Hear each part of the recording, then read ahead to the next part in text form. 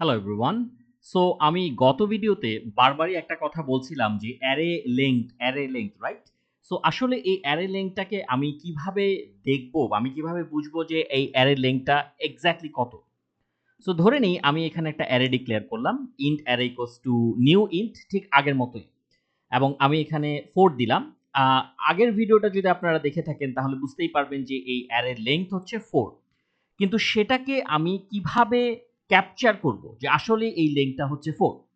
সেক্ষেত্রে আমরা যেটা ব্যবহার করতে পারি, আমাদের কাছে একটা লেংথ ভ্যারিয়েবল আছে। ঠিক আছে? Dedicated for array. এগেইন আমরা যখন স্ট্রিং নিয়ে কাজ করি তখন আমরা আসলে কি ব্যবহার করি? স্ট্রিং এর ক্ষেত্রে কিন্তু আমরা লেংথ ফাংশন ব্যবহার করতাম। মনে আছে আপনাদের? আশা করি মনে আছে। সো আমরা কি করতাম? লেংথ ফাংশন তার মানে লেংথ ফার্স্ট ব্র্যাকেট ওপেন এবং ফার্স্ট ব্র্যাকেট ক্লোজ এটা ব্যবহার করতাম কখন?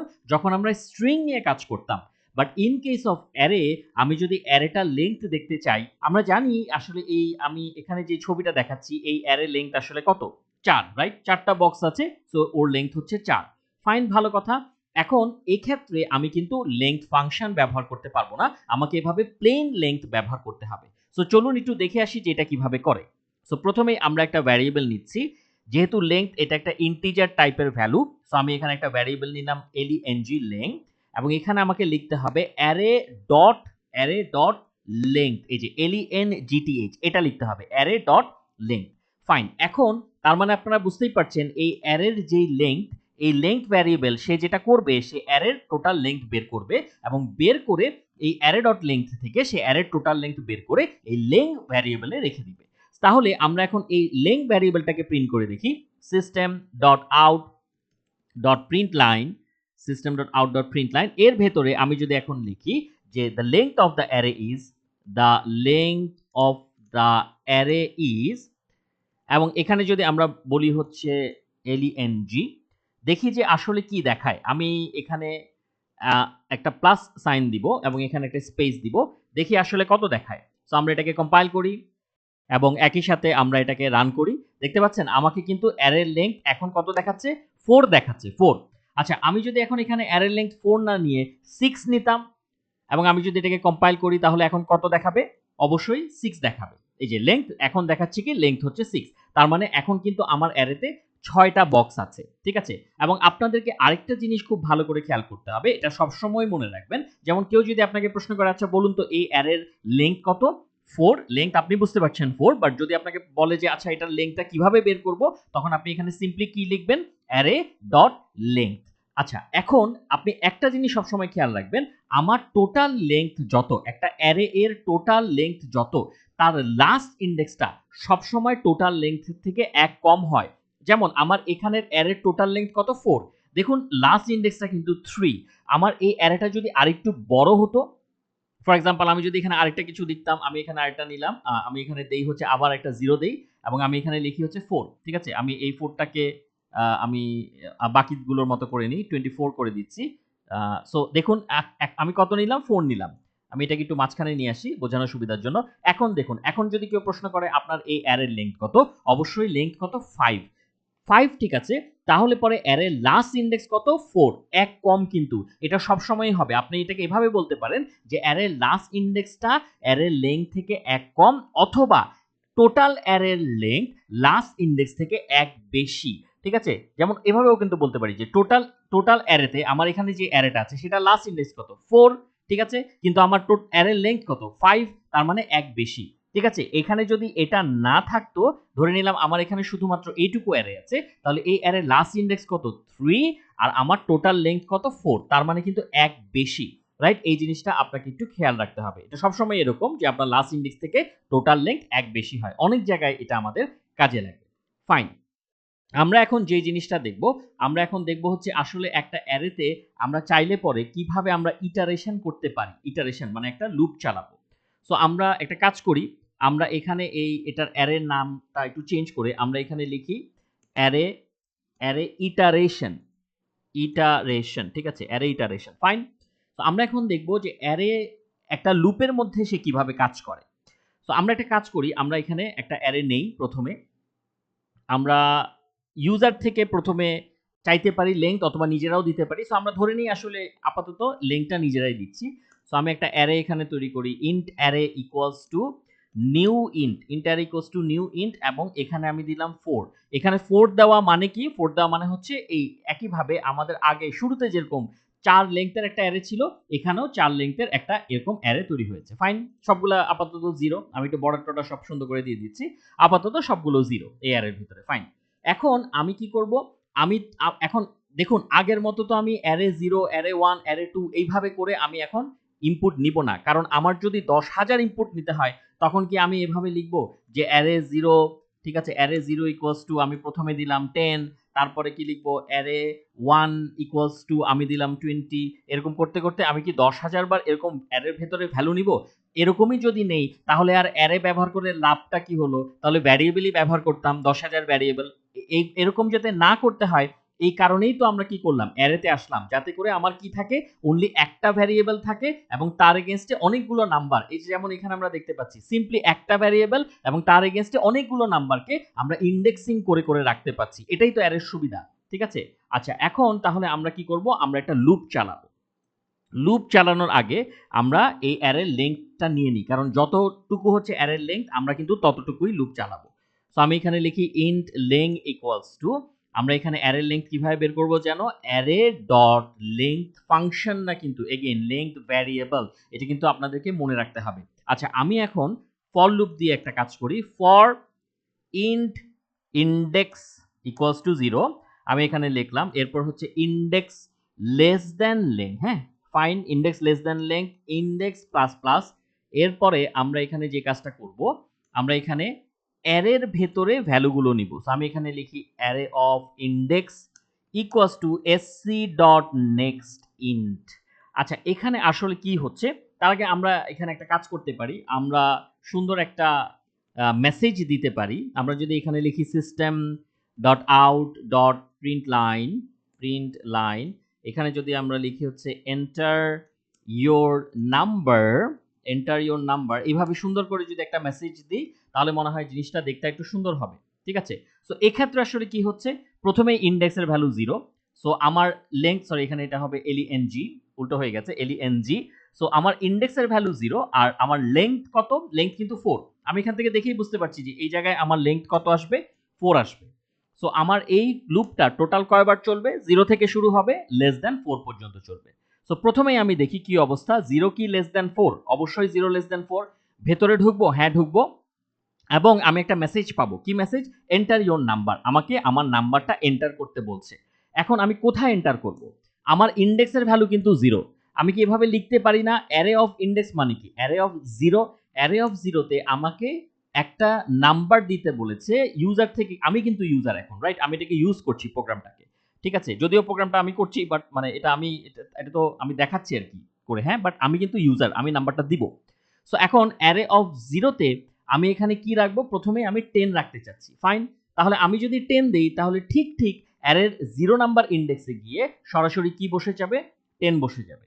ফাইন, 10 বসলো, এবং এরপরে কি হবে? এরপর লুপটা আবার ঘুরবে। লুপটা যদি আবার ঘুরে তাহলে ইন্ডেক্স 1 এর ভ্যালু, ইন্ডেক্সের ভ্যালু কত হবে? 1।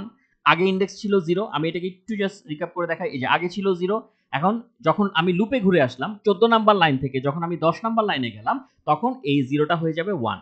আচ্ছা, 1 কি 4 থেকে ছোট? অবশ্যই ছোট। ভেতরে ঢুকবো, হ্যাঁ ঢুকবো। আমার কাছ থেকে একটা নাম্বার চাইছে, আগেরবার ঠিক যেভাবে নাম্বার চেয়েছিল এখনো কিন্তু একইভাবে আমার কাছ থেকে নাম্বারটা চাইছে। কিন্তু এখন কি হবে? এখন কিন্তু আমার ইন্ডেক্সের ভ্যালু 1। এগেইন খেয়াল করুন, লেফটে কিন্তু 1 আছে। সো আমার এখানে অ্যারে অফ 0 এর জায়গায় হবে অ্যারে অফ 1। তার মানে আমি অ্যারে এর 1 নাম্বার ইন্ডেক্সেও আরেকটা ভ্যালু চাইছি। আমি এখানে একটু বড় ভ্যালুই নেই, আমি 2444 এরকম একটা ভ্যালু নিলাম, ঠিক আছে? অসুবিধা তো নেই। সো আমি যদি এরকম কিছু নিতে পারি তাহলে পরে আমার এই ছবিটা দেখতে এরকম হবে না? 2444, রাইট? আমি এটাকে একটু বড় করে দিচ্ছি। সো দেখতে পাচ্ছেন আমার এখন 0 নাম্বার ইন্ডেক্সে আছে 10, 1 নাম্বার ইন্ডেক্সে আছে 2444, তিনটা 4।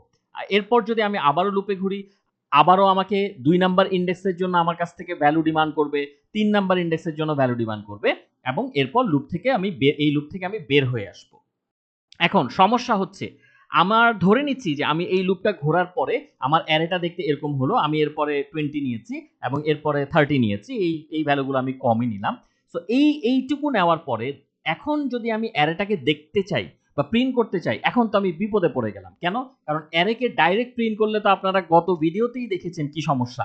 ঠিক আছে? সে আমাকে একটা একটা কি দেয়, ওই যে at the rate, class name দেয়, অ্যাট দ্য রেট দেয়, হেক্সাডেসিমাল ফরম্যাট দেয়। তো আমি তো ওইভাবে দেখে কিছু বুঝবো না। এক্ষেত্রে আমার যে কাজটা করতে হবে, আমার অ্যারেটাকে প্রিন্ট করে দেখার জন্য আরেকটা লুপ লাগবে। তার মানে আমার স্ট্র্যাটেজি এখানে কি, আমি এই অ্যারেটার উপরে ঘুরবো এবং প্রত্যেকটা ইন্ডেক্স থেকে ভ্যালুগুলোকে প্রিন্ট করব। পুরো অ্যারেটার উপরে একবার ঘুরবো এবং প্রত্যেকটা ইন্ডেক্স থেকে একটা করে ভ্যালুকে প্রিন্ট করে দেখাবো। তার মানে এই যে অ্যারেটা ঘুরবো, অ্যারেটা তো অনেক লম্বাও হতে পারতো। এক্ষেত্রে আমার একটা লুপ ব্যবহার করতে হবে। ঠিক আছে? লুপ দিয়ে আমি প্রতিটা অ্যারের প্রতিটা ইন্ডেক্স ঘুরতে থাকবো এবং তার ভেতরের ভ্যালু প্রিন্ট করতে থাকবো। আচ্ছা, তাহলে পরে এখন আমার কোডটা কিরকম হতে পারে? অবশ্যই আমি একটা লুপ তৈরি করব। তাহলে আমি এখানে লিখি ফর ইন্ট, আমি এখানে যা খুশি তা দিতে পারি। আমি এখানে ধরলাম আমি আই দিলাম। ঠিক আছে? আগেরবার আমি এখানে ইন্ডেক্স ব্যবহার করেছি, এখানে আমি ডিফারেন্ট একটা ভ্যারিয়েবল নেই। আমি এখানে আই দিলাম, ধরে নিলাম। তাহলে আমি এখানে একটা কাজ করি, আমি লিখি আই ইকুয়ালস টু 0 থেকে স্টার্ট হোক এবং আই চলবে কত পর্যন্ত? লেস দ্যান, এগেইন লেংথ পর্যন্তই চলবে। ঠিক আছে? আগের লুপটা যত পর্যন্ত চলেছিল সেই লুপ থেকেই তো আমি দেখতে চাচ্ছি। সো আমার এখনকার যে লুপ আছে সেই লুপটাও একই সমান সংখ্যক বার চলবে। ভালো কথা। আমি এখানে এখন করি হচ্ছে আই প্লাস প্লাস। সো আমি এখানে লিখি আই প্লাস প্লাস। এর ভেতরে আমি এখন কিছু একটা প্রিন্ট করার চেষ্টা করি। সো প্রিন্ট করছি system dot out dot print line এবং এর ভেতরে আমি এখন লিখি হচ্ছে, আমি প্রথমে একটা কাজ করি, আমি প্রথমে ইন্ডেক্সটা লিখি, তারপরে ইন্ডেক্সের ভেতরের ভ্যালুটা লিখি। সো প্রথমে আমি লিখলাম আই, এরপরে আমি এখানে একটা প্লাস সাইন দেই, এখন এখানে একটা আমি কোলন দিলাম, এটার সাথে আমি লিখি হচ্ছে অ্যারে অফ আই। ঠিক আছে? অ্যারে অফ আই, এইটুকু আমি লিখি। তাহলে আসলে এখানে কি হচ্ছে, এই যে এইটুকু জায়গায় আসলে কি হচ্ছে আমরা একটু এক্সপ্লেন করার চেষ্টা করি। প্রথমেই এখানে আই এর ভ্যালু কত? আই এর ভ্যালু হচ্ছে 0। ভালো কথা। সো আমার আই ইকুয়ালস টু 0 এবং আই ইকুয়ালস টু 0 বুঝলাম। তাহলে পরে 1 2 3 4, আই কি লেস দ্যান লেং? লেং এর ভ্যালু 4। হ্যাঁ, অবশ্যই আই এর ভ্যালু যদি 0 হয়, 0 তো আই 4 থেকে ছোটই। ভেতরে ঢুকবে, ভেতরে ঢুকে কি করবে? প্রথমেই সে আই এর ভ্যালু প্রিন্ট করছে, কিন্তু খেয়াল করুন আই এর ভ্যালু 0। ঠিক আছে? ঠিক তার সাথে সাথেই একটা কোলন আসলো। আচ্ছা, আমরা একটা কাজ করি, এই কোলনটাকে আমরা এখানে একটা স্পেস দিয়ে দিই, তাহলে আরেকটু দেখতে সুন্দর হবে। এরপরে array of I, array of I মানে কত? অ্যারে অফ আই মানে কি? Array of 0, right? Array of 0। তাহলে এটা লেখা যেই কথা আর এটা লেখা কি একই কথা? 1 2 3 4, 0 এগেইনস্টে অ্যারে অফ 0। অ্যারে অফ 0 তে কি আছে? আমরা একটু এখান থেকে দেখি, অ্যারে অফ 0 তে 10 আছে, 10, রাইট? তাহলে এখানে কি প্রিন্ট হওয়ার কথা? অ্যারে অফ 0 তে 10 প্রিন্ট হওয়ার কথা, রাইট? আচ্ছা, তাহলে আমরা একটা কাজ করি, আমরা এই ফর লুপটার এগেইনস্টে আমরা ব্র্যাকেটটা ঠিক করেছি, আমরা এখানেও একটা ব্র্যাকেট ঠিক করি। আমরা এরপর আবার কি করব? আবার লুপে ঘুরবো। আবার লুপে ঘুরলে আই এর ভ্যালু কত হবে? 1 হবে। আচ্ছা, 1 কি 4 থেকে ছোট? অবশ্যই 1 4 থেকে ছোট। আবারও ভিতরে ঢুকবো, এইবার 0 না, কিন্তু আই এর ভ্যালু কিন্তু 1। তাহলে এখানে 1 থাকবে আর অ্যারে অফ 0 এর জায়গায় কি হবে? Array of 1। তাহলে এটা লেখা যেই কথা আর এটা লেখা কি একই কথা? প্রিন্ট হচ্ছে 1, তার এগেইনস্টে অ্যারে অফ 1। অ্যারে অফ 1 এর ভ্যালু কি? অ্যারে অফ 1 এর ভ্যালু 2 3টা 4। সো আমার এখানে অবশ্যই প্রিন্ট হবে কি? 2 3টা 4।